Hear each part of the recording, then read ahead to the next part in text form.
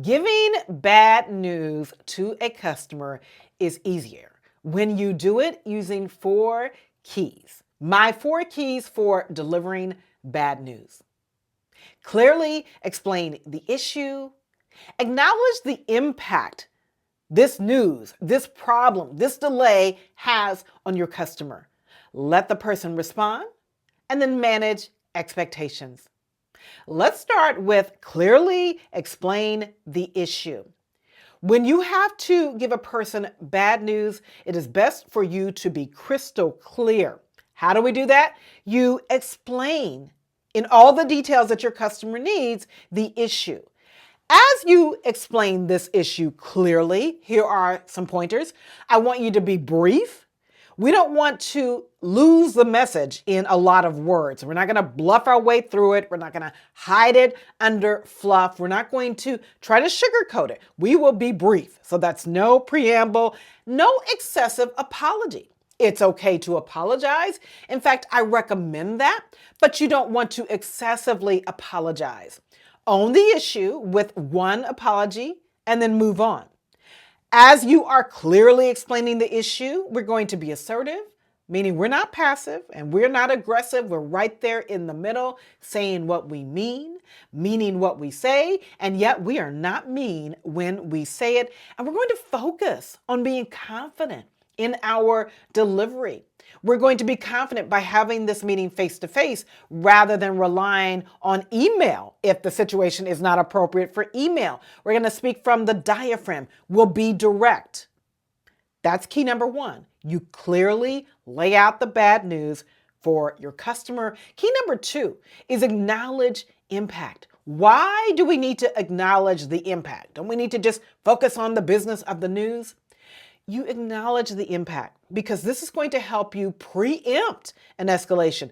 Acknowledging how this hits the customer is going to help you move your customer from the emotional right brain to whole brain thinking. It's going to help you focus them on what you can do to resolve the issue.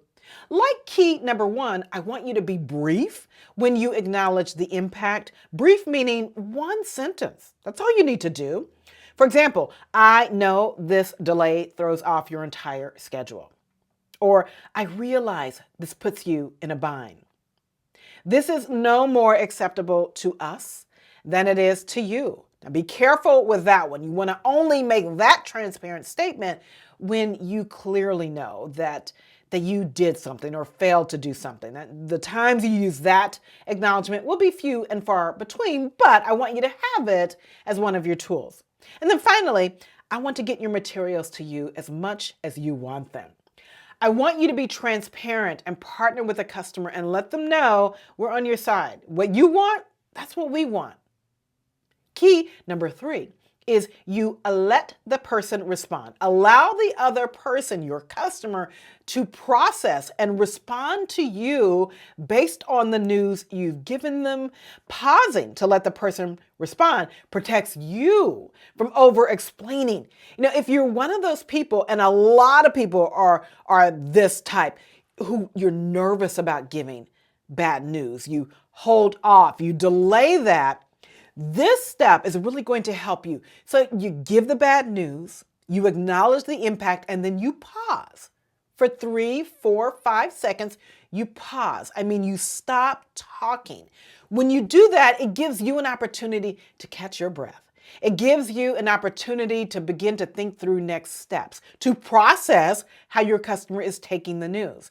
That's what it does for you. For your customer, it gives them the opportunity to ask you questions, and we want to be open. This needs to be a dialogue. So after you acknowledge the impact in key action number 2, I want you to pause 3, 4, or 5 seconds, let your customer process things and respond, and then you get to catch your breath and be ready for the final step. Key action 4 is manage expectations, and I've added to that strive for options. Now, why do we need to manage expectations when we give bad news? I want you to prevent further disappointment by establishing what you can realistically achieve. You are going to manage expectations by being transparent. You're going to avoid at all costs assumptions. You will keep the customer apprised. That may not be in this conversation, right? You're going to come back as a situation changes, as you learn more, and you are going to, in a timely manner, communicate with your customer, keeping them apprised. Now, for options, are there options that you can offer? Look for options. Remember, optioning is a powerful tool to help you de-escalate an interaction with a customer. These 4 keys for delivering bad news I developed after talking to doctors. I literally sat down with doctors, interviewing them, learning the best approach for delivering bad news. I have since taught this method for delivering bad news to thousands upon thousands of my clients. People tell me it works. I know it works. Try this method when you have to deliver bad news. It may help you, just knowing you've got these 4 keys, help you not put it off. And these keys will certainly help you deliver bad news in such a way that you're not likely to get a lot of fallout, and in such a way that you guide the customer to the next steps.